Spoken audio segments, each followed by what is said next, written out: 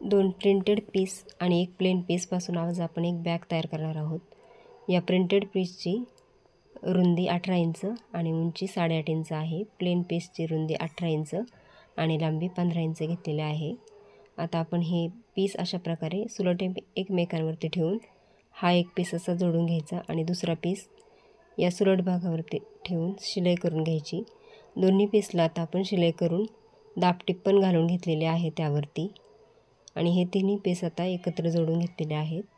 बंद तयार करण्यासाठी 18 बाय 4 इंचाचे हे कापड आणि 1 बाय 18 इंचाचं हे गोणीचं कापड आपण एकत्र अशा प्रकारे ठेवून जोडून घेऊयात आणि या बंदांच्या दोन्ही बाजूंना शिलाई करून हे बंद तयार करून घेऊ। बंद तयार करून झालेले आहेत।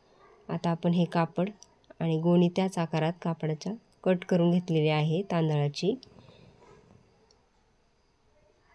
18 बाय 3.5 इंच याचं माप आहे। आता या पीसवर आपण बंद जोडून घेऊया कापडाच्या। त्यासाठी बाहेरच्या बाजूने 6 इंच अंतर आपण मोजून घ्यायचं आहे।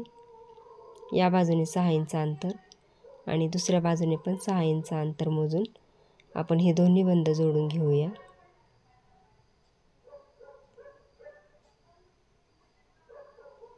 दोन्ही बाजूंना हे बंद आपण जोडून घ्यायचे आहेत। बंद जोडून झालेले आहेत। आता आपण बॅगसाठी बॉटम तयार करूया। अशा प्रकारे हे दोन्ही पीस एकमेकांवरती असे ठेवून 2 बाय 2 इंचाचे बॉटम आखून घेऊया आणि नंतर आपण कट करून घेऊ।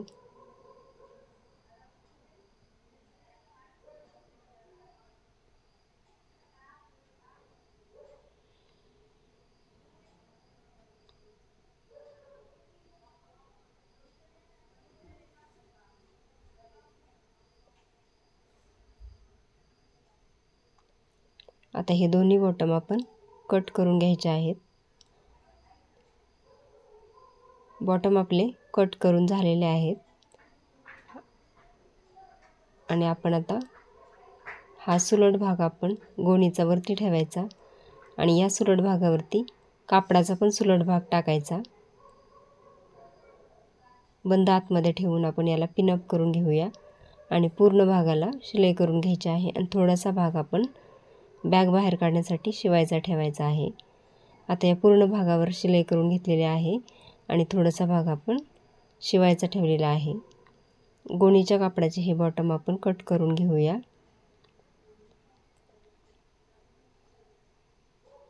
आणि कोपऱ्यावरती पण थोडे कट लावून घेऊया।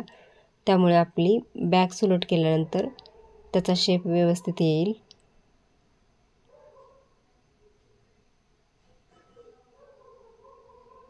बॉटम कट करून घेतल्यानंतर आपण आता जो आपण शिवायचा ठेवलेला भाग होता त्यातून ही बॅग अशी बाहेर काढून घ्यायची आहे।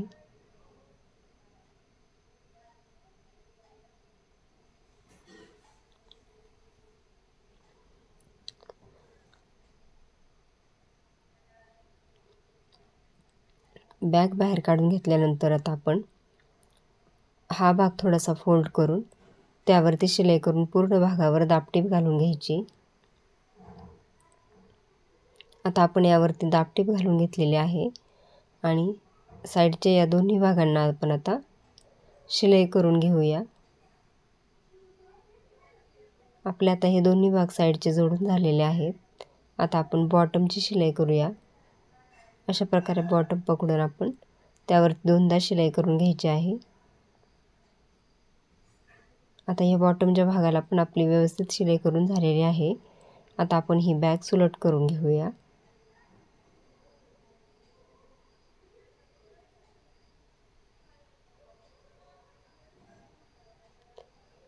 सुलट केल्यानंतर खूपच सुंदर आपली आता ही बॅग तयार झालेली आहे। बिना फोम बिना चेन वापरता आपण घरच्याच साहित्यात ही बॅग सुंदर अशी तयार केलेली आहे। या बॅगसाठी आपल्याला 0 रुपये खर्च आलेला आहे। घरातच उपलब्ध असणाऱ्या जुन्या कापडांपासून आपण ही बॅग तयार केलेली आहे। या बॅगच्या बॉटमच्या खालची रुंदी 13 इंच, उंची 12 इंच आणि वरच्या भागाची रुंदी 16 इंच तयार झालेली आहे। त्याचबरोबर बॅगचे बॉटम 4 इंचाचे शिवून तयार झालेले आहेत। अशा प्रकारे सुंदर अशी आपली ही बॅग शून्य खर्चात तयार झालेली आहे. बॅग आवडल्यास नक्की शिवून बघा. धन्यवाद.